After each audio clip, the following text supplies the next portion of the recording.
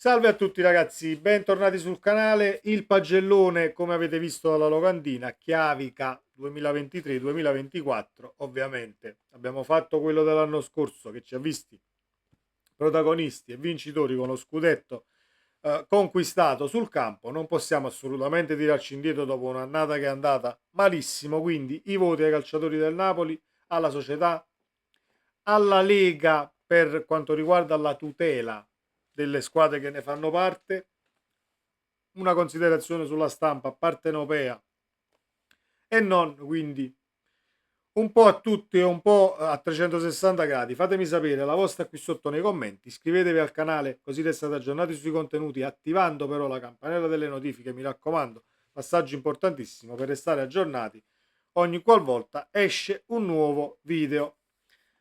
Meret, lo sapete come la penso su Meret e non mi dilungo, comunque 5 più, insufficienza nemmeno tanto grave, ma non mi dà sicurezza, con i piedi altrettanto, ad uscire dalla porta non esce, quindi nel pacchetto completo, nell'essere portiere, mancano alcune caratteristiche che devono appunto ricoprire i portieri per quanto mi riguarda, al di là poi di una lettura dell'azione e di scelte ponderate e giuste quando si deve ripartire dal basso. Aperta e chiusa parentesi, su Meret non ci ritorno. Gollini 6.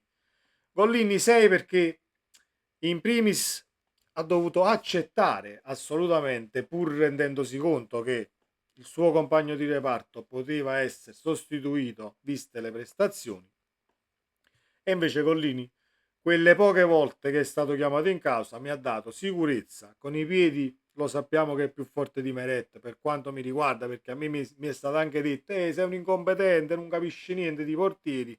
Va benissimo, e io ho risposto ai commenti: se considerate Meret tra i migliori portieri italiani e vale 15 milioni di euro, allora fatevi due domande, perché stiamo rovinati per quanto riguarda i portieri. Allora, se dobbiamo vederla così, questo è il punto. Collini 6, sicurezza, per me è un errore non riscattarlo assolutamente, e gli darei, per quanto mi riguarda, la titolarità e la porta del Napoli dall'anno prossimo, senza se e senza ma, con Caprile in panchina, perché Caprile è discontinuo, assolutamente, per quanto mi riguarda, quindi possiamo dire tutto ciò che vogliamo, il miglior under 21 d'Europa a quanto pare, a quanto ho letto nelle statistiche, ma messa la maglia del Napoli addosso e entrate in campo, cambia la zuppa, quindi non lo so se è pronto. Continui e Idasiak, ovviamente, senza voto.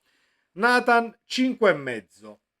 Assolutamente non un'insufficienza grave, perché quel poco che abbiamo visto di Nathan poteva essere qualcosa di buono, ma visto poi l'avvicendarsi degli allenatori e qualche prestazione sottotono c'è stata nel poco impiego, però è giustificabile visto l'arrivo dal Basile, un altro campionato. Non doveva essere Nathan il sostituto di Kim, perché ti serviva il difensore che comandava la difesa, perché questo è un passaggio fondamentale per arrivare poi anche al voto di Rachmani. Juan Jesus 3 e mezzo. Juan Jesus si vanta anche uomo spogliatoio quest'anno, è stato anche diciamo, gli è stato fatto credere di contare al 2000% per quanto riguarda la titolarità e la rosa del Napoli. Juan Jesus, tu devi appendere le scarpe al chiodo, per piacere. Io, a meno che non lo si voglia tenere come sesto se sia una difesa a 3, o come quarto centrale se è una difesa a 4 con i due centrali, mi può anche star bene un altro anno, perché comunque ha il contratto in scadenza l'anno prossimo, ma puntare su Juan Jesus, per piacere. Non ci siamo rincretiniti e credo che il Napoli comunque sappia cosa fare. 3 e mezzo perché ci sono tanti punti buttati per dormite di Juan Jesus e errori del singolo in questo caso. Mario Rui 4 e mezzo come il compagno di reparto Olivera. Su quella fascia sinistra non è stato mai fatto niente, non c'è stato mai niente, e Kvaratskhelia si è ritrovato a dover dribblare anche tutti gli esponenti della curva del Napoli quando giocavamo in casa, avversari al limite quando giocavamo fuori casa. Mai supportato, ovviamente c'è un concorso di colpa anche della mezzala, ma ci arriviamo a quello.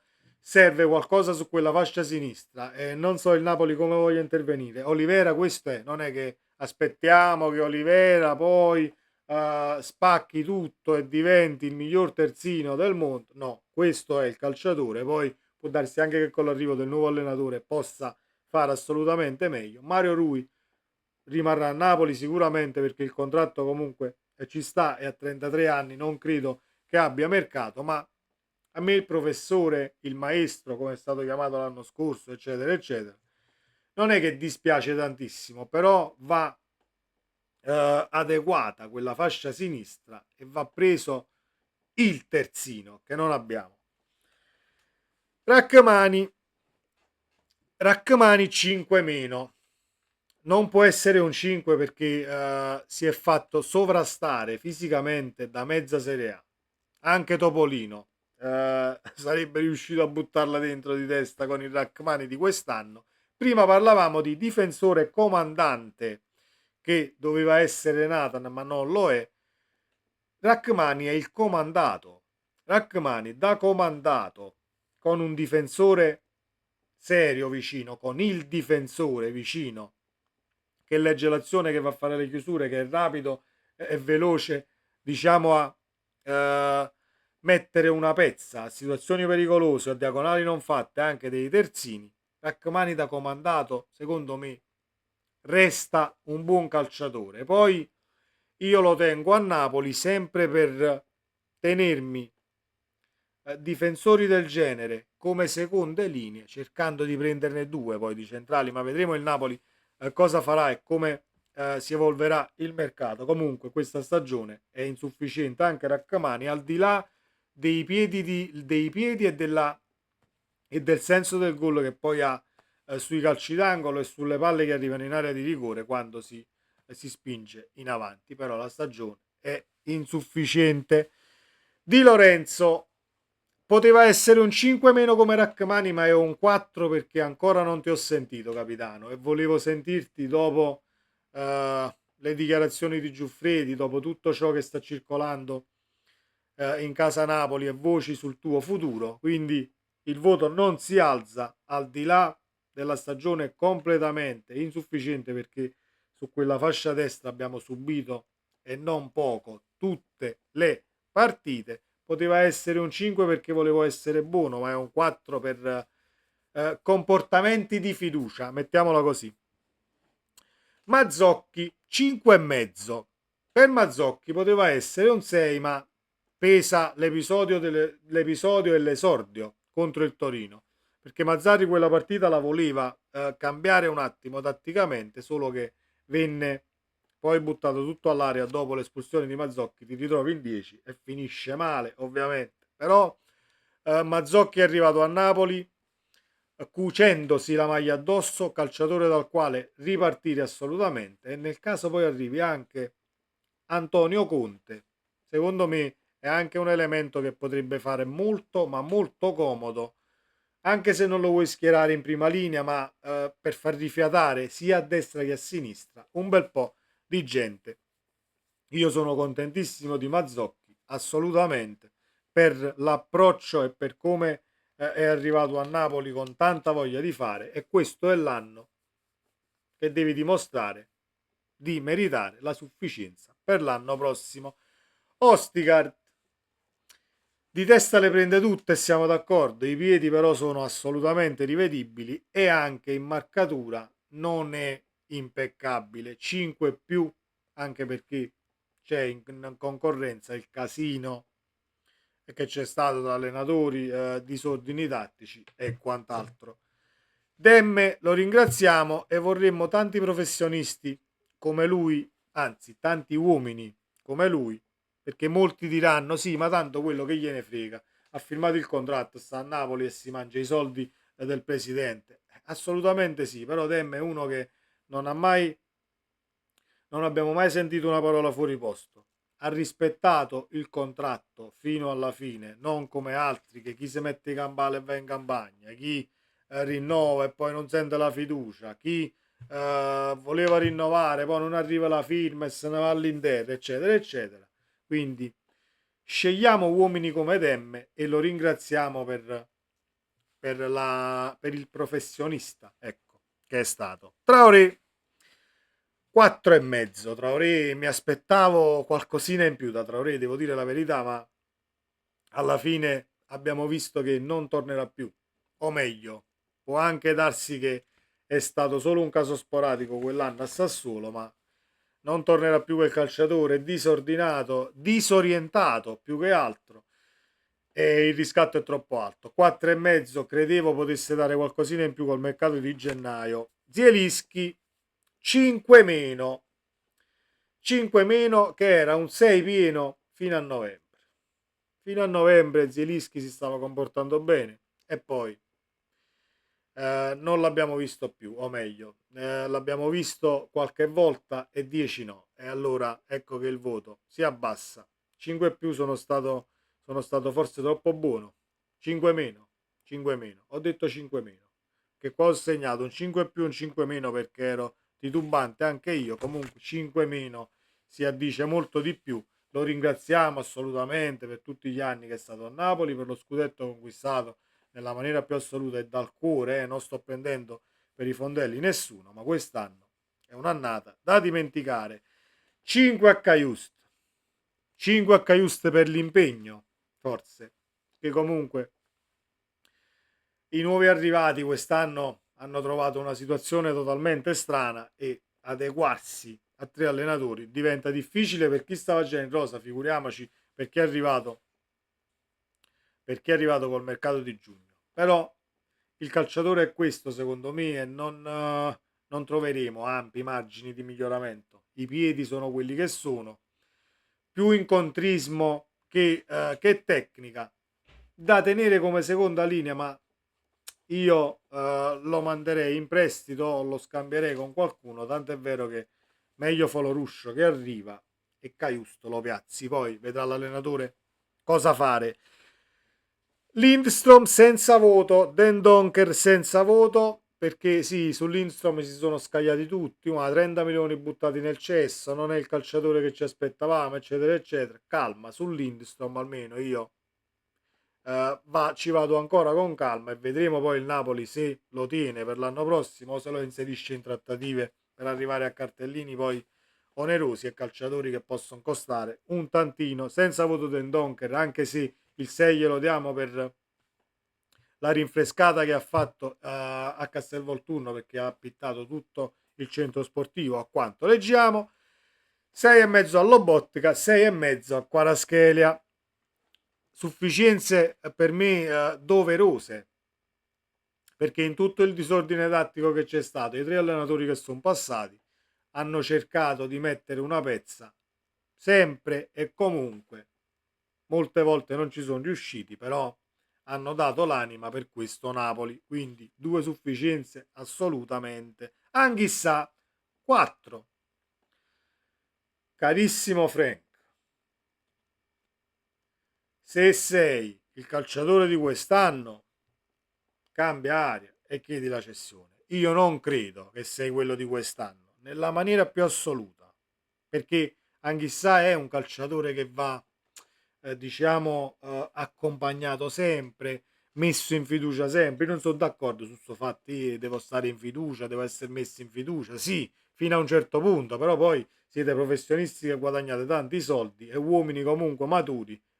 Se dobbiamo imboccare sempre con il cucchiaino nemmeno va bene, però 4 per questa stagione e se resti a Napoli, quanto è vero il Dio, alle prime 3 prestazioni dove ti vedo camminare, io prendo tutto l'ambaradan qui e scasso tutto perché poi non è più il caso. Non voglio vederti più camminare in- e risultare sufficiente anche alla vista di una partita e del tifoso che ti guarda poi dalla televisione e si vede la sufficienza. Quindi 4 per questa stagione, mi auguro che tu sia quello dello scudetto l'anno prossimo, anche perché a quanto pare Conte l'ha dichiarato incedibile e credo che Anghissà non sia nemmeno un calciatore che il Napoli metta sul mercato. Osimhen 6,5. È vero che le polemiche, il TikTok, alla Coppa d'Africa, qua non c'è stato, sei stato infortunato, sì,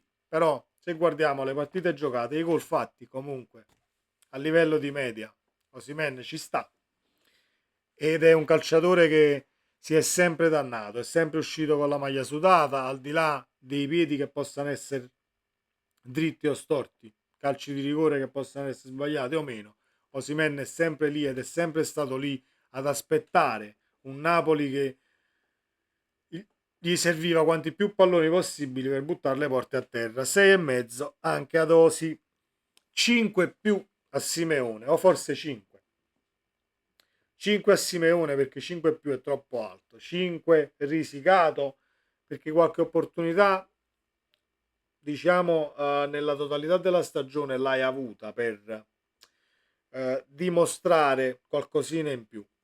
L'attaccante per me rimane comunque un signor attaccante, forse va ceduto ad una squadra che lo fa giocare tutte le partite dal primo minuto e ci punta come primo attaccante, perché forse un tantino soffre la condizione del subentrato, anche se il Ciolito sempre nel cuore. Politano 6 meno, era un 6 caro Politano finché non firmavi il rinnovo, poi sei scomparso praticamente dai radar, al di là che si dice sì, Politano è stato il migliore del Napoli, sì, ma non per tutta la stagione. E quindi se dobbiamo dare un voto a tutta la stagione, non possiamo mica non considerare gli ultimi 3 mesi dove si è vista e non si è vista. Quindi 6 meno. Se il 6 lo diamo a Ngong. 6 a Ngong. È arrivato a Napoli a gennaio. Appena messo in campo si è visto il Pepe, si è visto il calciatore che può spaccare anche le partite, diciamo quando l'avversario è stanco. Destro e sinistro predilige sicuramente un piede, ma diciamo che non è zoppo come alcuni calciatori che hanno veramente un solo piede per fare tutto. Fisicità sì, velocità sì, inserimento sì. Gong deve essere, arriva Conte, fammi girare, Gong deve essere questo qui, titolare, Gong, Quara è la punta che arriverà, titolare, ci siamo? Poi se Politano rimane a Napoli che si faccia che faccia da gregario, e arrivederci e grazie, lo teniamo come alternativa.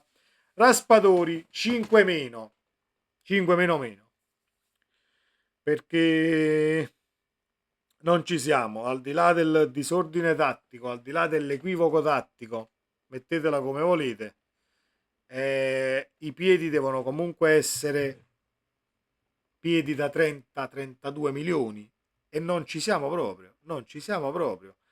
Raspadori sarà comunque un calciatore che resterà a Napoli perché comunque è stato pagato un tantino e non credo che venga inserito come contropartite e che venga venduto per lo più.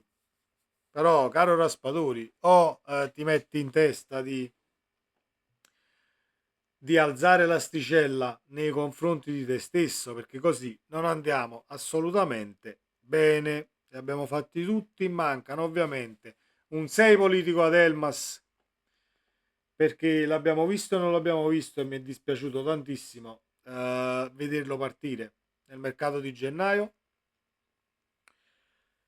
Diamo per quel poco che ho visto tra Napoli e Cagliari, Gaetano alla fine la stagione che ha fatto tra Napoli e Cagliari è sufficiente. Zanoli non l'ho visto, Zerbin forse una sufficienza risicata o un 5,5 per la stagione tra Napoli e Monza glielo possiamo anche dare, visti i calciatori che non sono stati comunque in rosa tutto l'anno, per farli proprio tutti e per non tralasciare niente al caso. 6 a tutti e tre gli allenatori, che ovviamente non è un 6 ma è un 2, 2 e 2 a tutti e tre, senza esclusione di colpi e senza venirmi a dire Garzia ha fatto 28 punti, Mazzarri 14, Calzona 13, eccetera, eccetera, eccetera. Il primo scempio è stato è stato lui e parlava francese, cari ragazzi, altrimenti il Napoli non sarebbe mai arrivato a prendere due traghettatori e a fermare Antonio Conte a novembre, perché il presidente era consapevole, esonerando Garcia pubblicamente, che Conte potesse arrivare a campionato in corso, e poi non è stato così. Infatti abbiamo avuto poi le conferme adesso che sta firmando, dovrebbe firmare. Andò, facciamo presto. Comunque 6 diviso 3, quindi un 2 a tutti e tre gli allenatori, e dobbiamo dare un voto alla società. Gestione post scudetto, e poi c'è la stampa in ultimo e chiudiamo. Gestione post scudetto insufficiente, assolutamente. Poi ci sono le attenuanti che può avere la società, e diciamo aver puntato su professionisti che si reputano professionisti, ma di professionismo hanno ben poco nelle scelte post scudetto. Poi la gestione dei contratti sicuramente avrà influito, però poi sono uscite fuori le lacune umane per quanto riguarda i calciatori che abbiamo in rosa, e quindi siamo giunti ad oggi, senza esclusione di colpi, a chi vuole andare via può andare via, e sono anche d'accordo, perché poi scatta eh, diciamo il tradimento nei confronti dei colori e della maglia, al di là della società. La stampa e la Lega. Napoli palesemente e sotto gli occhi di tutti non tutelato per falli subiti, per qualche partita che possiamo ricordare, la finale di Coppa contro l'Inter, la stessa partita contro l'Inter in Serie A, dove l'Inter vinse 3-0, ma il Napoli fino al 60° aveva comunque fatto una grandissima partita. Posso ricordare partite dove ci hanno preso veramente a calci, come fu l'Atalanta. C'era ancora Mazzarri e il Napoli vinse quella partita. Ce ne sono state tante di partite dove la squadra avversaria fa 7, 8, 10 falli in più del Napoli, e il Napoli finisce con 3, 4, 5 ammoniti in più della squadra avversaria. Potete andarle a guardare le statistiche, che sono ancora online e saranno online poi negli anni, perché al web non sfugge niente e rimane tutto poi lì, per poterlo andare a riprendere anche tra qualche anno, se qualcuno dovesse poi intervenire tra i commenti. Non parlo di noi tifosi del Napoli, ma qualcuno di esterno che se ne può venire. Siete sempre i soliti piangina, e noi andremo lì a prendere i numeri e glieli sbatteremo in faccia chiunque venga sul canale e faccia il maleducato. Questa era per la Lega. Per la stampa assolutamente non voglio dare un voto, perché sono incazzato sia con quella partenopea, che quando le cose vanno bene tutti d'amore e d'accordo, nessuno che sbaglia una considerazione, eccetera eccetera. Però quando il mare poi è in tempesta si va in sbattimento, e posso andare in sbattimento io, che mi faccio il video, lo condivido con la mia community super competente poi tra l'altro, e posso diciamo esternare la mia opinione, ma da addetti ai lavori e da gente super seguita, bacini di utenza comunque che a Napoli sono abbastanza grandi, non tanto tollero la confusione che poi si genera dopo dichiarazioni di addetti ai lavori che vengono considerati dei padreterni, ecco, per quanto riguarda il giornalismo partenopeo. Poi per quanto riguarda la stampa italiana tutta, lo sappiamo benissimo come funziona, da chi e come è gestita, tanto è vero che lo stiamo vedendo anche oggi, e lo vedremo nel caso dovesse arrivare la firma di Antonio Conte, perché sono già tutti in subbuglio tra Criscitiello e tanti altri che già stanno puntando il dito. Conte con il presidente De Laurentiis rimarrà 2 giorni. Conte non è che negli altri, diciamo nelle altre squadre dove è stato, ha avuto come presidenti Sant'Antonio, San Gennaro e che ne so, Sant'Antonino. Cioè, parliamo comunque di presidenti che possono avere visioni diverse e Conte è quell'allenatore che tu possa essere un santo o diciamo il peggiore caratterialmente dei presidenti, se una cosa non gli va, quello si alza e se ne va. Può essere anche il più calmo e cauto presidente del mondo, quindi buttate al mare e non credete a queste frottole, no, non si piglia col presidente, Conte non si piglia con nessuno, Conte è mi serve questo, ho avuto quest'altro, discuto, mi serve questo, mi hai dato questo, grazie, perfetto, questo è pane al pane, vino al vino e nel caso non si trova, arrivederci e grazie, non è che poi non si troverà perché il presidente caratterialmente eccetera.